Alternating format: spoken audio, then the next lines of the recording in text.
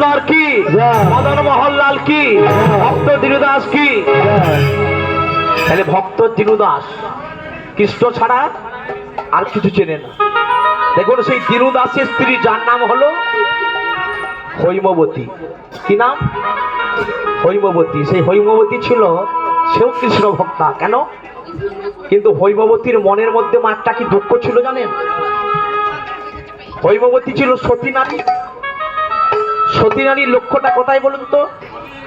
শাস্ত্রে বলছে শিশুর নেহারি যেমন মাতৃস্তন পানে, মাতালের স্ত্রীর লক্ষ্য মদির সন্ধানে, সতীবারে পুজে শুধু পতির চরণ, উলোটার লক্ষ্য শুধু কিসে পরমন, আর এই পাদরের লক্ষ্য শুধু ফলের বাগান, শকুনের লক্ষ্য শুধু দুর্ভাগার সন্ধান, শৃগালের লক্ষ্য শুধু মৃত দেহ নিয়ে টানাটানি, নিন্দুকের লক্ষ্য শুধু পরনিন্দাকারী, আর জ্ঞানীর লক্ষ্য শুধু তর্ক উপার্জন, আরে ভক্তের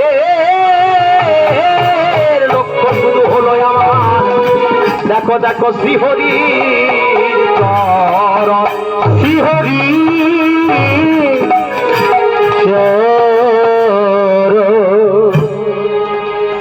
তাহলে মায়ের একটা সতী নারী লক্ষ্যটা কোথায়? স্বামীর চরণে। তাহলে এখানে দেখুন হৈমবতী সতী নারী, কিন্তু